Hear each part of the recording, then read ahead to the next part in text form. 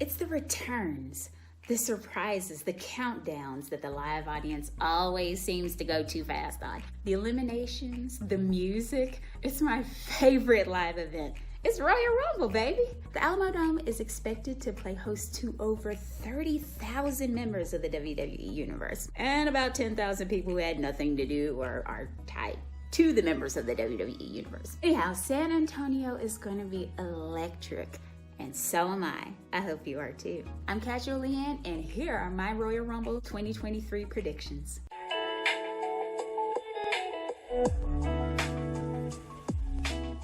We'll begin with the WWE Raw Women's Championship match, Bianca Belair versus Alexa Bliss. So far, the EST of WWE has been unshakable in her courage to stand against the ever-churning waters of Alexa Bliss's psyche. I mean, considering all that's been going on, she should run. Run, girl! I know you're quick, you can even do it in heels, you've shown us all. But something tells me this may be the shift Bianca Belair didn't see coming, but we all did.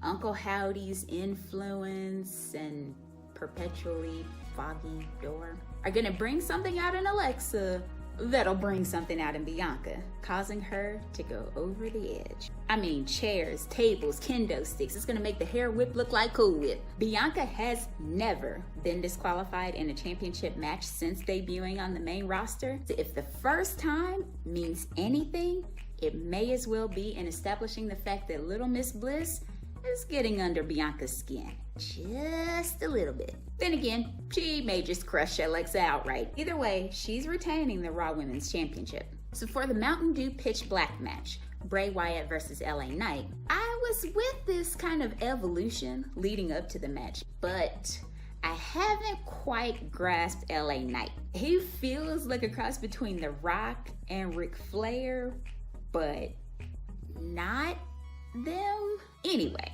with the return of the Firefly Funhouse, they really lost me. I wasn't a fan of it to start with, and now it's been frozen, rethawed, and microwaved. Wyatt family Bray Wyatt will always be my favorite, and the Twisted Kitty stuff, you can leave all the way home. I'm sorry. That said, it's better to see him than not, and part of that is booking him strong. This is Bray's match. Well, it's Mountain Dew's, but it's Bray's stipulation, so he better be the one to win. Plus, it's his first fight back. I say Bray takes it. No screwiness, no Alexa or Uncle Howdy interfering. He just wins with his sister Abigail, and then all the ghouls and puppets, rocking chairs, Alexa's dollies, lanterns, 3 hours later, haunted fedoras, or whatever else they got planned can come on out and make a mess of LA Knight. Regarding this Women's Royal Rumble match, let us set the scene. Some of the best talent going in wrestling right now.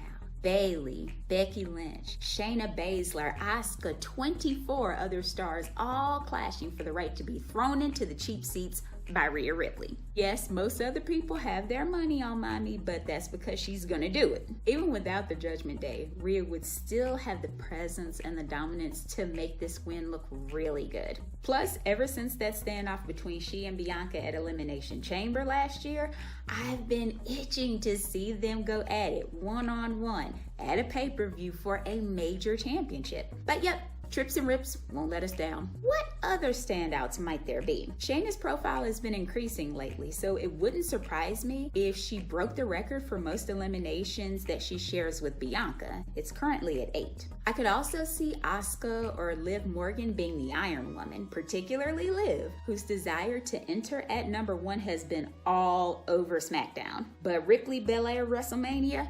Yes, please.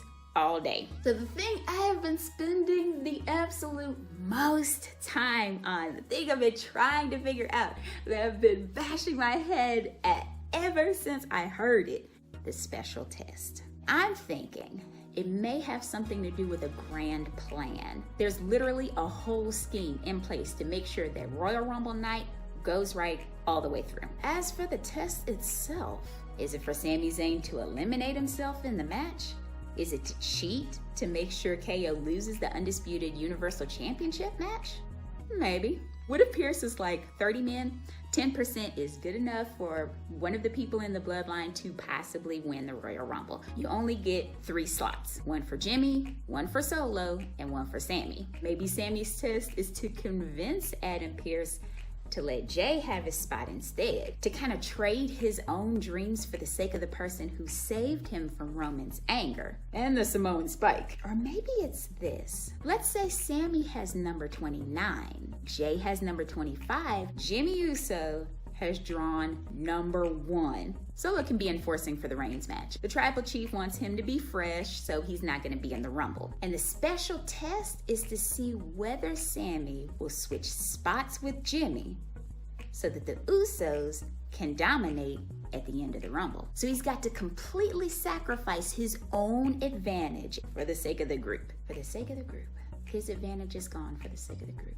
Yeah, let's go with that. So in that case, what's the next piece of Roman's plan? To make the Reigns KO match last on the card. And there is precedent for it. In 1988, 96, 97, 98, 2016, and 2013, the Royal Rumble had a main event that wasn't the Rumble match. But you may be thinking, so? Roman always wants to be last or first. But this time it's because Sami's going in as a mercenary for Kevin Owens. To not only eliminate him, but to inflict as much damage on KO as possible. So that when the main event comes, there's nothing left for Roman to do but yoke him up, choke him out. In this booking, I'd have Sami make it far enough through to at least reunite with the Usos at 25 and 29. It shows his heart and it endears him to the fans because he had this massive obstacle of at least 24 other people to get through to be with the Bloodline, and he still made it. So Sami makes it to at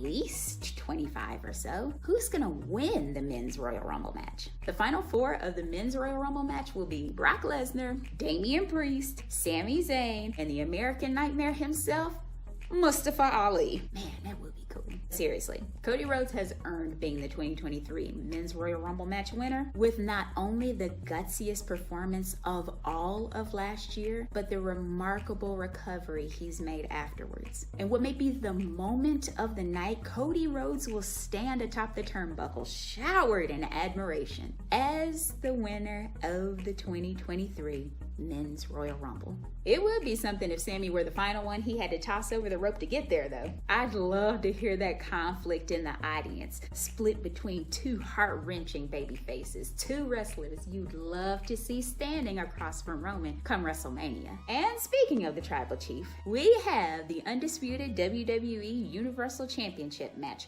Roman Reigns versus Kevin Owens. Yes, I acknowledge him. I delight in the scent of the salt air on the island of relevancy. After Sami Zayn has taken every opportunity to soften Owens up for the head of the table, and he's somehow mysteriously gotten an early entrance number, KO is exhausted. So the match ends up being less about whether or not Roman is going to win, but the amount of fight Kevin Owens puts up in spite of all the punishment he's taken. If the Universal Championship match is indeed last, I predict that Kevin Owens will epitomize his moniker as the prize fighter. He'll fight and fight until there's nothing of him left, as he said. But fighting off 29-ish other men, including Sami Zayn, as well as the Bloodline, will prove just too much for him. Roman Reigns will lock in the guillotine and it's sleep Owens sleep. But the fact that Roman still couldn't put him away easily is not only gonna have KO frustrated,